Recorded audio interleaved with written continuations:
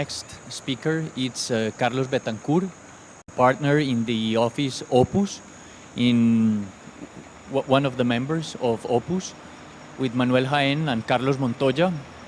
Carlos Betancourt is a professor of architecture in Bolivariana, Universidad Pontificia Bolivariana, and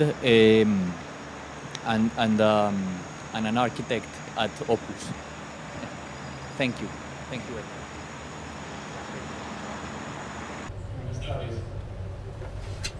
Good afternoon. Here we're very happy in Opus to participate in this event and to have this space to share some of our projects with you, and especially to share with you some reflections that have come about through our project. Take down the lights, I'm going to begin. Opus, yesterday we had our 9th anniversary. So we were founded 9 years ago with Carlos and Manuel, and more than an architecture office, we wanted a long-term project in which we would have the attitude of collaborative work and the attitude of permanent discussion, which is what we want to continue developing.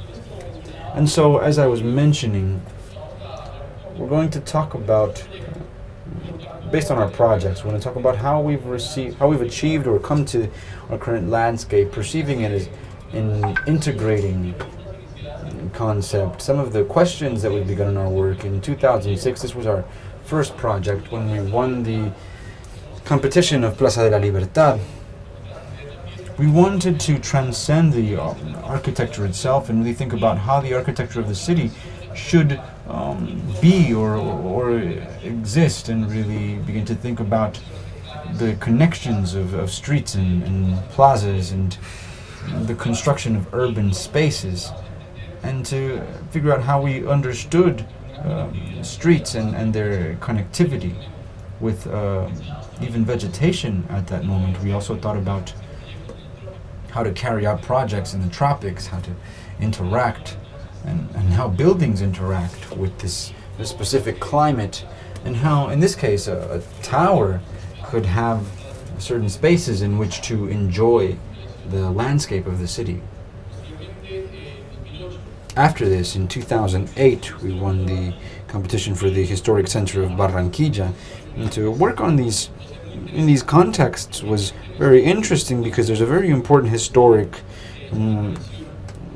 issue that really forces us to think about how things have become what they are.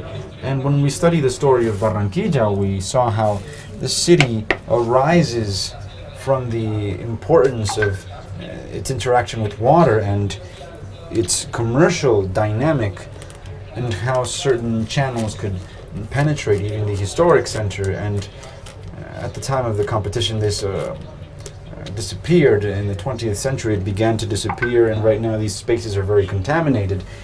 And we thought at that moment that in addition to these 5 plazas that we were tasked with, we could propose streets that could really gather some of those superficial issues and communicate with these emblem locations, and how we could maybe recall that urban memory of the city.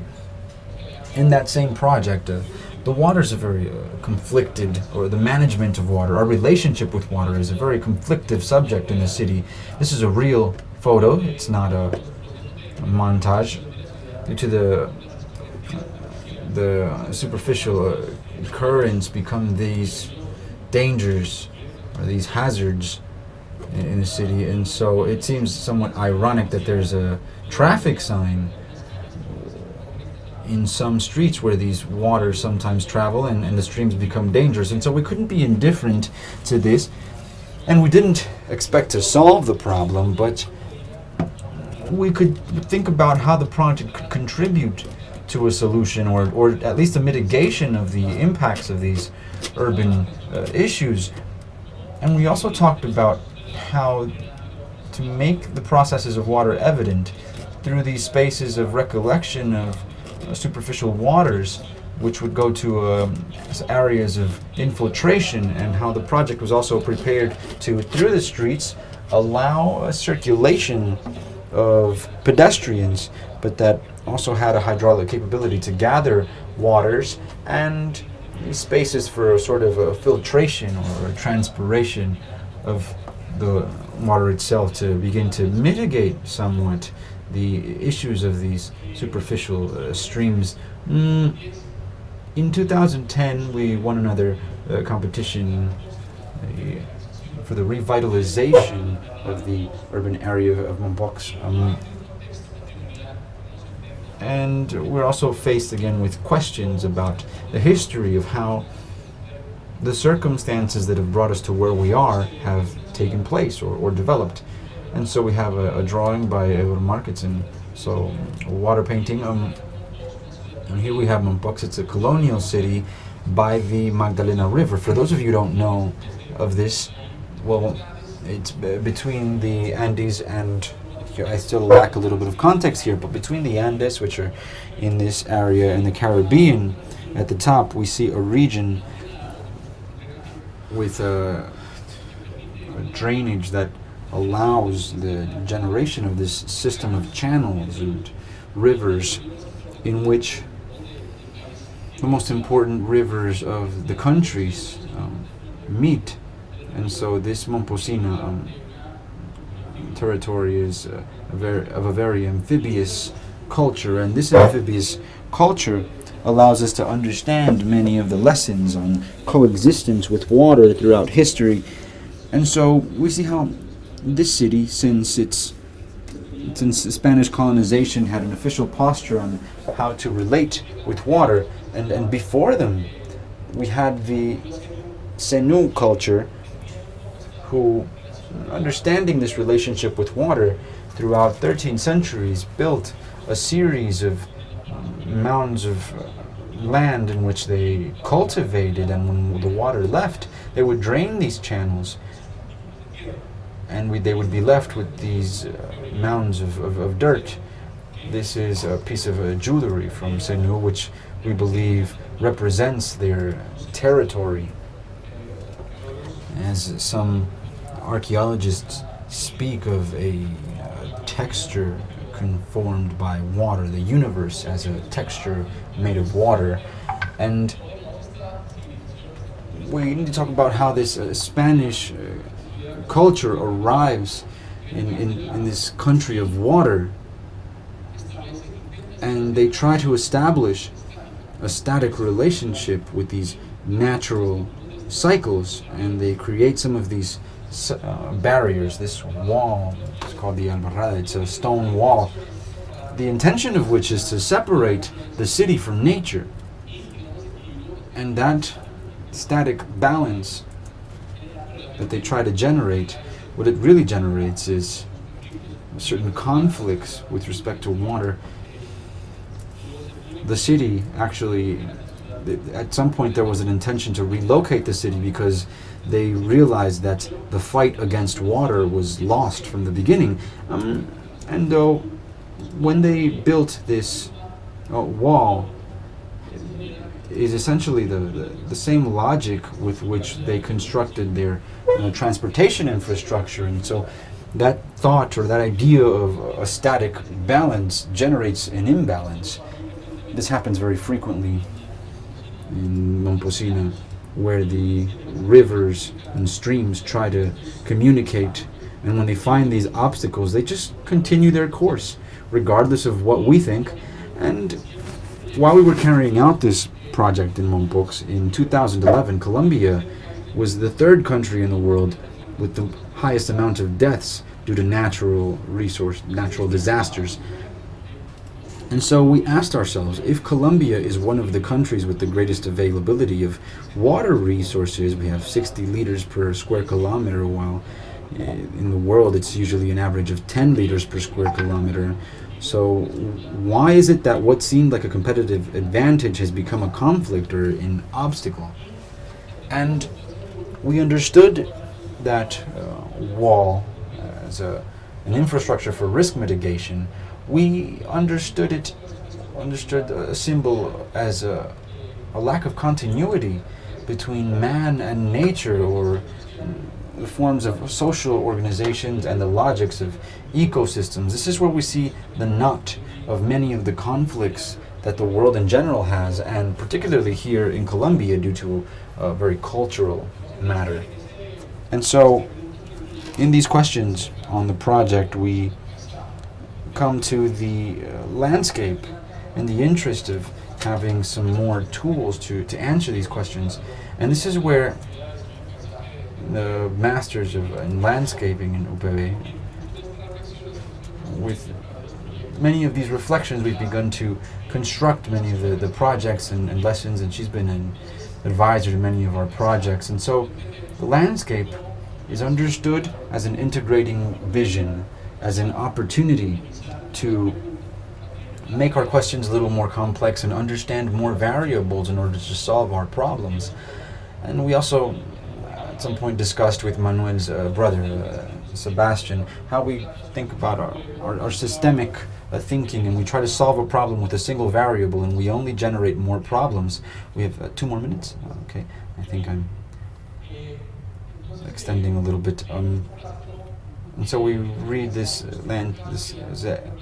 essentially the landscape is a reflection of the way that we think and act in the world. I'm going to go quickly through these projects. This is Mompox, where the project consisted of making evident how there's a logic of occupation and interaction with water, and how infrastructure would not just be containment walls, but how reinterpreting the Senu we could incorporate the floodings as part of the project, as part of the aesthetic.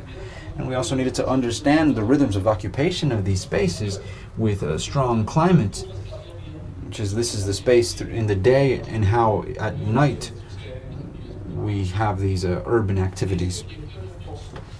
From this Mompox project, we had many discussions with the community. We generated a set of projects in the office, let's say social management projects, and how this team that we have with Esteban Yepes as a coordinator in all of the projects, we carry out a recognition of what the actors or stakeholders are in the territory, and how we can formulate strategies that are beyond the physical aspects. In La Carlota, this is a competition we won in 2013, and the initial reflection was to understand from the natural base, and we found a lot of similarities with what happens in Medellín, where the relationship with the river has been very conflicted, and there are issues with flooding and landslides in Venezuela, as we have here in Medellín.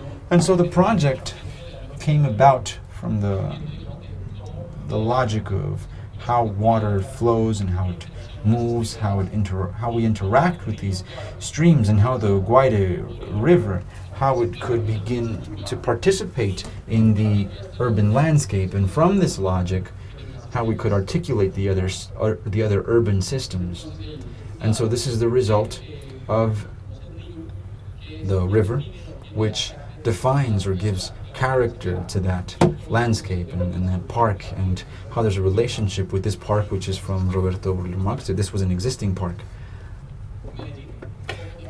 In Medellín, you can see a little bit of the balance of the Mother Nature with.